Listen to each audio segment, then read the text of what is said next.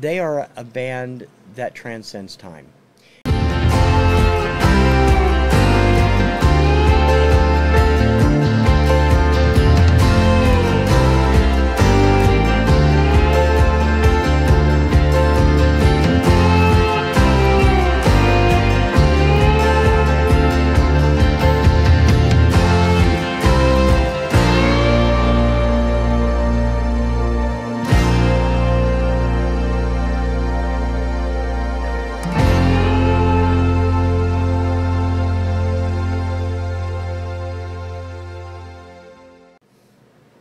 Hey, vinyl community, TC Kirkham, the Kirkham Report here. And this is the show where I talk about the artists that have played a big part in my life as a music fan. Welcome to Influencers. This week I'm going to be talking about a band that I have adored since their very first release in the US. And it has a lot to do with this. I first became aware of Eurovision in early 1974 when Mos Dada's hit the top 10 in America with their 1973 second place hit Eras 2, but it was just a few months later that a band from Sweden would take the prize at Eurovision, which I think that year was in the UK. I'm not sure which city. I think it was Birmingham, with a song that propelled them to international superstardom, and I have been a fan ever since. I am talking about Bjorn, Benny, Anni-Frid, and Agnetha, ABBA. This is their first album in America. Their very first album, Ring Ring, was released in America in the late 2010s. I have never found it, and I have never picked it up. So I'm sorry. This is where mine starts, the official first release of the U.S. album, Waterloo. Waterloo, of course, won Eurovision in 1974. It was also named the best, most successful, favorite Eurovision song of all time at the show's 50th anniversary. This album is different from all the others because they have a variety of different sounds, and they were going for terrific types of music. It only produced one big hit in America, the title track, which I think got into the top. I know it hit the top 10. I think it peaked at like 6 or 7. Waterloo is great. The other single from the album, Honey Honey, did not do that well in the States. And by the way, I'm going to be talking about the U.S. releases of these. My buddy Richard McCook over in the U.K. can talk about the European releases. He's got tons of ABBA stuff too. The American release of the album included Waterloo, Sitting in the Palm Tree, King Kong's Song, Hasta Manada, My Mama Said, Dance While the Music Still Goes On, Honey Honey, Watch Out, What About Livingstone, Gonna Sing You My Love Song, Susie Hang Around, and Ring Ring. Ring Ring also co-written by Phil Cody and Neil Sedaka, which I didn't really pay any attention to until I was actually looking at this. I'm like, oh wow, I don't remember that. They looked quite different here. They would change their looks as they would go through time. This is their first album on Atlantic. They were on Atlantic in America, Polar in Europe and Sweden, and Epic in the UK. I'm not sure who handled them in Australia, but they have always been a large, popular band, although I believe it was Agnetha that once told an interviewer that the band considers America their only failure. ABBA was never as huge in the States, despite a string of big hits. They were never as huge in the States as they were in Europe or Australia or New Zealand or anywhere else. Even Canada they did better in. Waterloo is a very much an early album, and you can tell from all the different styles. They were still experimenting with sounds. They actually charted under the Bjorn, Benny, Anni-Frid, and Agnetha and Anni-Frid name in 1973 with a song called People Need Love. It was released on the Playboy Records label, and it is really hard to find. And it charted in the bubbling undersections of both Cashbox and Record World, but not on Billboard, interestingly enough. Still, I'd love to find that somewhere. And this album is pretty good. Now, the second album in America was the album that really started them on the road to fame here. Because Ring Ring was never released as a single here, and Honey Honey did not do that well, they were really starting to be thought of as, you know, not the success in America that they might be elsewhere. And they, you know, they had done really well in the UK. They did well in their native Scandinavian countries, all of them. But it was this album, the self-titled ABBA, also known in some parts of the world as Mamma Mia, I believe, which produced 3 huge hits for ABBA in America, all of which hit the top 40.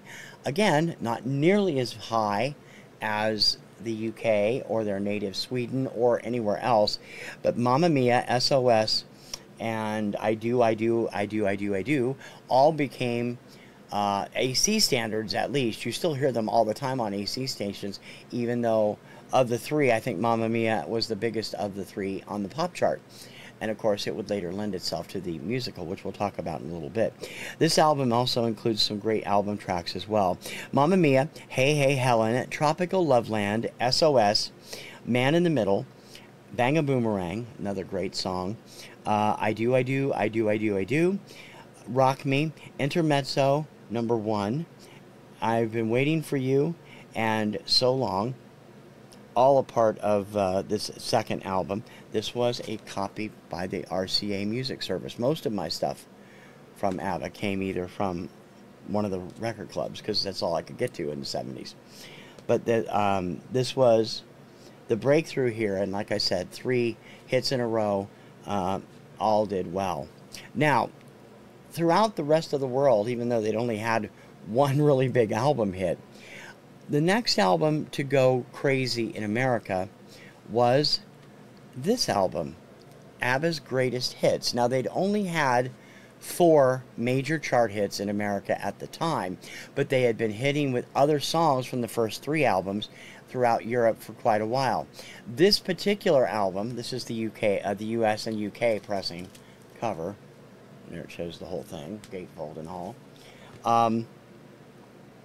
This includes their top 10 hit, or no, actually it peaked at number 11, I think.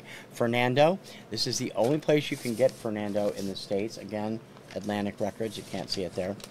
But it also includes SOS, He Is Your Brother, Ring Ring, Another Town, Another Train, Honey Honey, So Long, Mamma Mia, I Do, I Do, I Do, I Do, I Do, People Need Love, Waterloo, Nina, Pretty Ballerina, Bang a Boomerang, Dance While the Music Still Goes On, and Fernando. A lot of these appeared on the Ring Ring album and had not been released in the States at the time. This one's from Columbia House. You can see it in the tiny print there. This was at the time that I had really become a major fan of the group, and I have stayed that way all my life.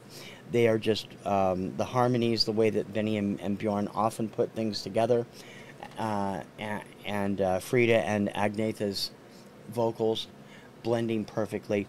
They were a band that aspired to be everything they could be, and that would really show off on the next album.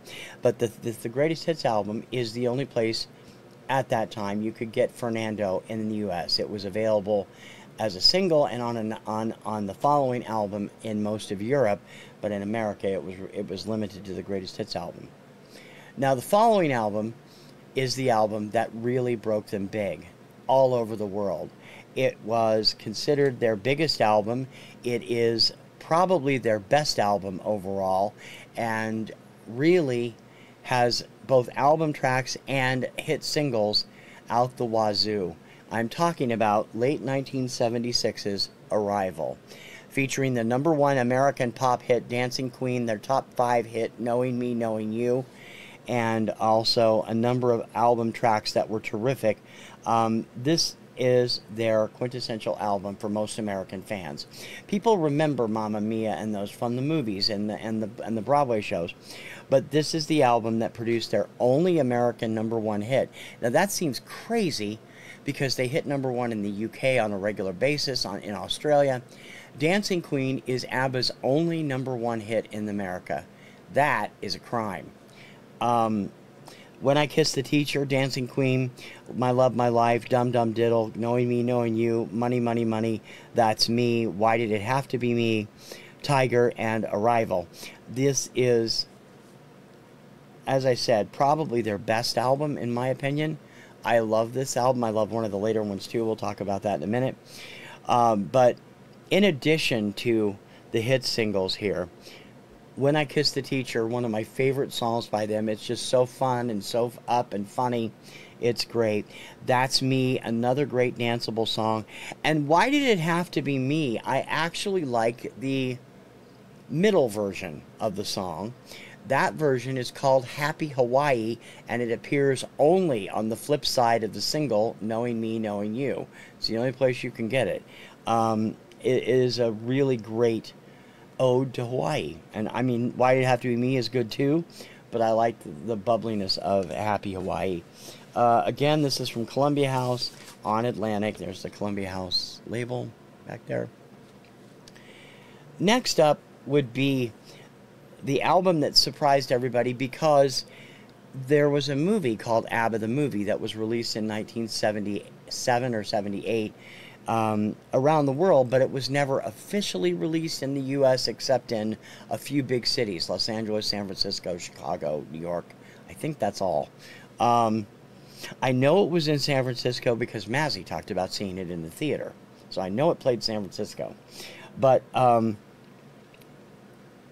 ABBA, the album from late 1977, produced their second biggest hit in America, Take a Chance on Me, and also the song that was a bigger hit overseas, The Name of the Game, as well as a couple of really memorable album songs, Eagle, which was a single overseas, not in America, and Thank You for the Music, which became one of their themes. Also includes One Man, One Woman, Move On, Hole in Your Soul, and the other two parts of their little mini musical, which is Thank You for the Music, I Wonder, Departure, and I'm a Marionette. They were performing in concert at the time. Never got anywhere here. This is the first ABBA album I have with an inner sleeve and lyric sleeves, and this was actually picked up not from one of the record clubs, but surprisingly enough, I remember getting it in a cutout bin. It doesn't have a cutout notch anywhere, but it was from a cutout bin. I paid $2 for it, and it was great. This is I think this was one of their more successful reviewed albums in the States, although I guess the European reviewers didn't like it as well. In all honesty, though, it is probably the weakest of all of their albums except for Waterloo. It would be another 18 months, the longest period ABBA had ever went without releasing an album in the States. They were having troubles. This was during the time when both couples in the band were having problems and on the verge of breakups. And it was evident more in the following music, but this album took longer to get out because they could not get inspired.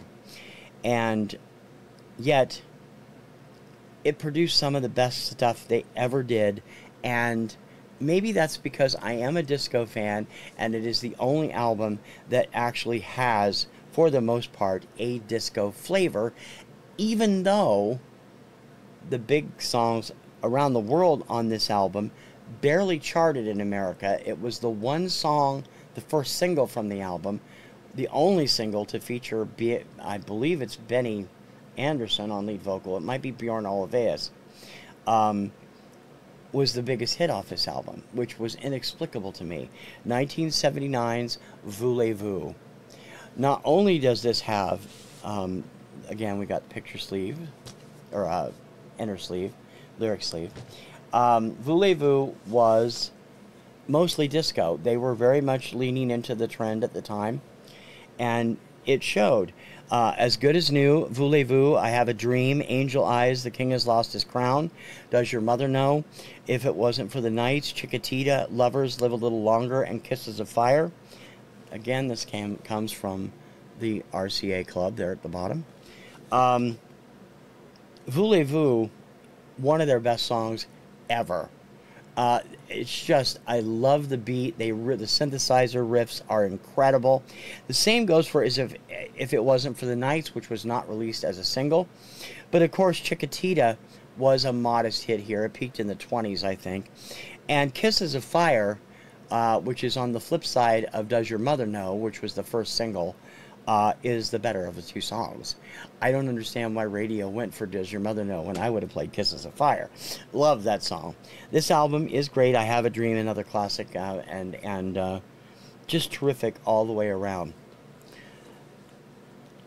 Next up came another Greatest Hits album, because they were taking their time again. Greatest Hits Volume 2 was featured the singles from Arrival, the album, and Voulez-Vous, and original songs Summer Night City, and the first release of Gimme Gimme Gimme a Man After Midnight, which was exclusively for this album as well. Again, not everything on here was a hit, but they were popular album tracks as well. The album includes Gimme Gimme Gimme, Knowing Me Knowing You, Take a Chance on Me, Money Money Money, Rock Me, Eagle, Angel Eyes, Dancing Queen, Does Your Mother Know, Chiquitita, Summer Night City, I Wonder, Departure, The Name of the Game, and Thank You for the Music. Interestingly enough, the band was unhappy with the single of Summer Night City, according to Wikipedia, and wished they hadn't released it. It was done as a between albums thing. I've always liked that song quite well. I don't know why that would have upset them. Interestingly enough, this sleeve is a Polar sleeve. This is a Polar logo. Even though the album itself, again, on Atlantic, no mention of Polar anywhere. And again, as I slide that in there, this comes from the RCA Music Service.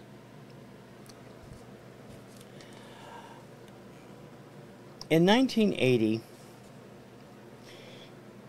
ABBA released what I think was possibly their finest album overall, except for Arrival. It has music of all different types on it, and two of my very favorite songs by them. And I think once again, only one of the songs became a major hit on American radio, probably why the band doesn't think of America as one of their success stories. But 1980's Super Trooper is a piece of brilliance. This album features Super Trooper, The Winner Takes It All, On and On and On, Andante Andante, Me and I, Our Last Summer, Happy New Year, The Piper, Lay All Your Love on Me, and The Way Old Friends Do. Now, there were 4 singles released from this album, but only The Winner Takes It All did well on the charts. Super Trooper, On and On and On, and Lay All Your Love on Me also hit the chart, but way lower, below the top 40. And inexplicably, as much as I love this album, the 2 songs on here that really shine are both album tracks. There is the wonderful Happy New Year, which is a New Year song. You don't find very many New Year songs out there. And The Way Old Friends Do, which was recorded live. This album is second in my arsenal of go-to ABBA albums behind Arrival. It is just fantastic. Again, this one I actually bought at the store. I had the money at that point. And we actually could get to Spokane every now and then. Became one of my favorite albums. I played it constantly, and it remains one of my favorite albums of all time, in addition to being one of my favorite ABBA albums. If you're not familiar with the album, and I can't imagine you wouldn't be, come on, people, vinyl community, you got to be familiar with these ABBA albums. I would check this one out if you're looking for something other than Dancing Queen. 1981's The Visitors was mystifying to me. I have to admit, I bought this at the store as well when it came out, and a lot of people didn't know it at the time, but this would be ABBA's final album for 40 years. Again with the lyric sleeve. And again, still on Atlantic. The Visitors is all over the road, in all honesty. Not that it's a bad album. It is not a bad album. But the musical styles on it range from these really deep ballads like One of Us, which was the big head office album, to these synth-driven oddball things like The Visitors. Visitors, Head Over Heels, When All Is Said and Done, Soldiers, I Let the Music Speak, One of Us, Two for the Price of One, Slipping Through My Fingers, and Like an Angel Passing Through My Room. This was to be their final album. Nobody knew it at the time. Even they didn't know it at the time. There were plans for another album after it, but it ended up becoming their final studio album for almost 40 years. It wasn't the best album to go out on. Super Trooper would have been a winner to go out on. One of Us, of course, as a classic and featured in so much stuff. And Head Over Heels, When All Is Said and Done, Slipping Through My Fingers, familiar to most people from the plays. If there was an album I could miss without, I'd keep The Visitors over Waterloo, but barely. In lieu of the next album, which ended up getting shelved indefinitely and never released, ABBA released the singles the first 10 years. This was their final official release in America. It featured 2 new tracks, The Day Before You Came and Under Attack, and featured all the singles from Ring Ring through One of Us on a 2-record set, again from RCA Record Club. There, I'm going to get my hand out of the way. There you go. This is no longer available and is considered rare. It was deleted in 1988. So that's how far back it goes. There are great picture sleeves on both of these of other album covers and other photo shoots from their past albums.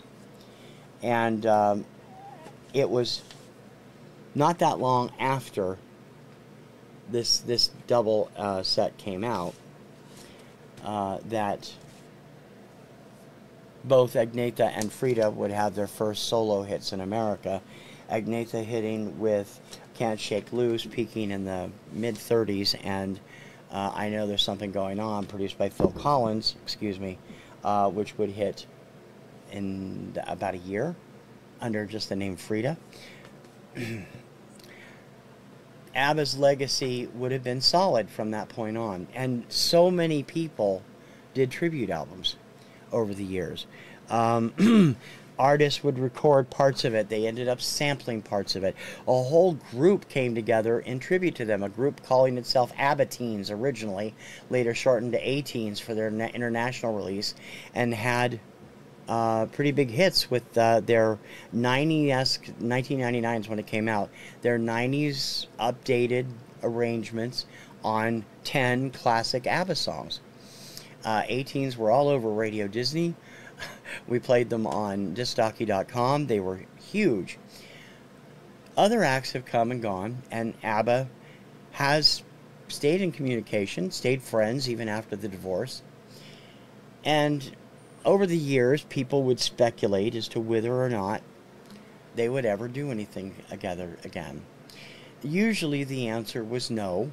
Benny or Bjorn would be asked the question while they were working on their music. They continued to collaborate. Of course, they had a huge hit in the mid-'80s with their Broadway show Chess with Tim Rice.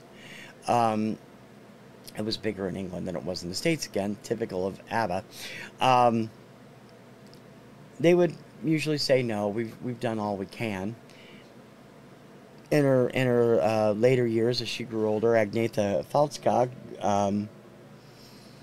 started to stay out of the limelight, not go to these little premieres that she'd gone to, and basically said, we've done all we can, we've enjoyed it, and it was fun, and we still talk all the time, but no, we're not going back in the studio. And then 2016 came along. 2016 reunited the 4 of them for what would become a digital music project, a show called ABBA Voyage, which would eventually, finally, 2 years late, premiere in London in late 2021. It was originally scheduled to premiere in late 2019, and new music was scheduled for 2018, but things slowed it down, and then COVID hit, and they decided to stop. It ended up, now what they did was they went in and they did all this body capture work and turned themselves into the younger versions of themselves. They're all in their 70s now. Turned themselves back into their heyday selves using holographic, get this, avatars. Avatars. And produced a brand new album, their first in 40 years, ABBA Voyage, which was released in late 2021. I know my friend Richard McCook loves this album. I like this album. There are a couple songs that just irritate the shit out of me. Pardon my French. I don't really like the way... to me, it sounds derived, the two songs. I'm not going to say which two. I don't want to badmouth the album because it's very much worth getting and is terrific. I also bought the CD, so I have both of them. And this is, of course, the album that features the first look at the avatars in the gatefold. And I showed a clip on the Kirkham Report when it first opened. I think that was back in February or March of the show, which is done in its own dome. It can travel eventually, and eventually it will. They have been selling out like crazy for months in London. And no surprise, ABBA's music came back into the forefront. By the way, this is the only album ever in the States to be issued on Polar Records. There it is.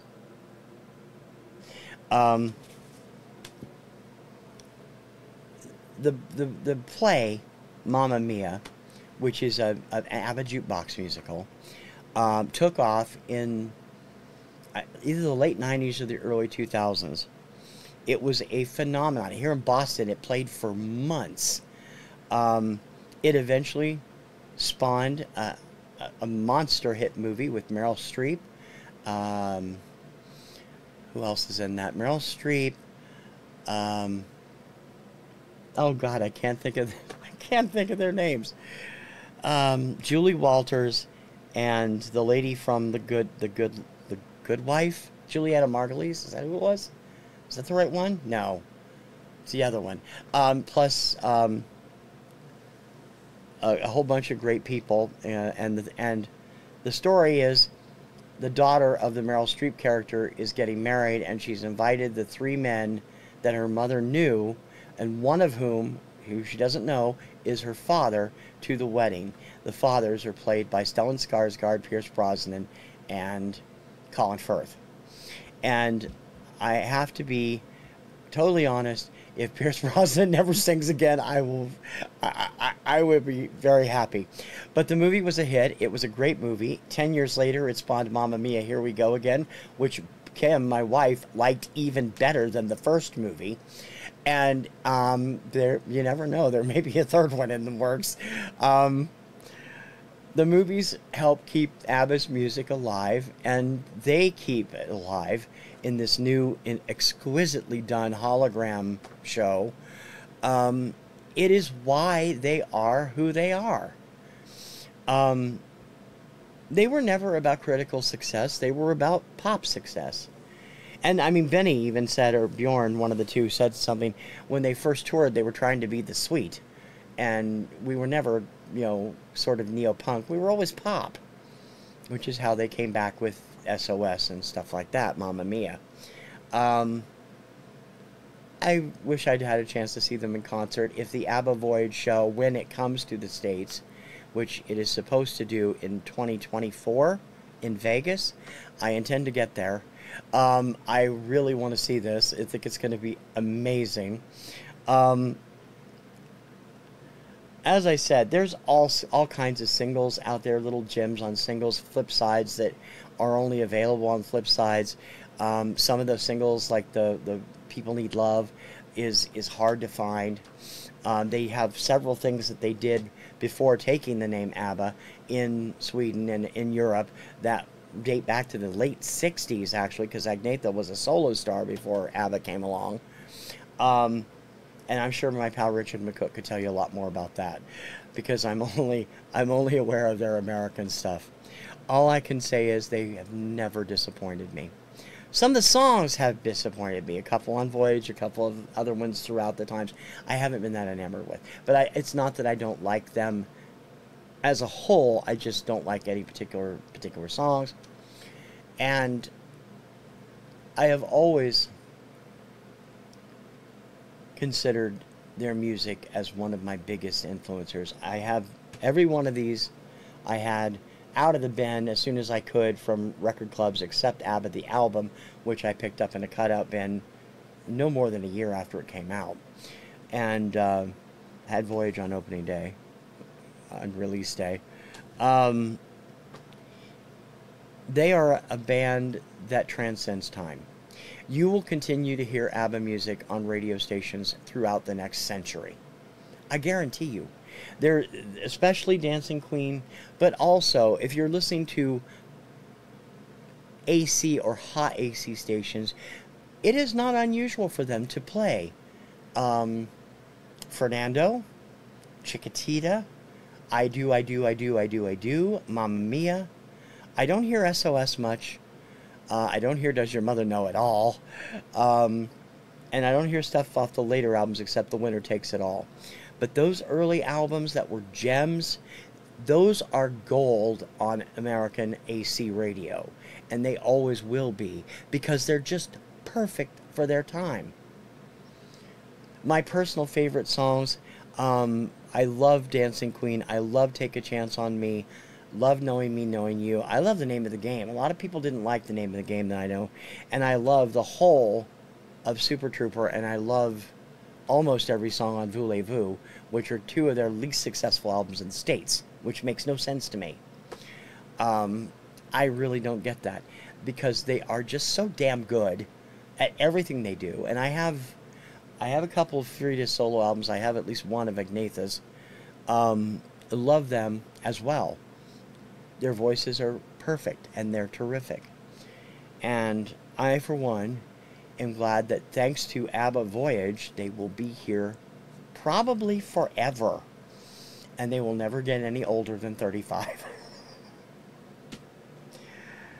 Bjorn, Benny, Anni-Frid, Agnetha, thank you for the music, because we will never get tired of it.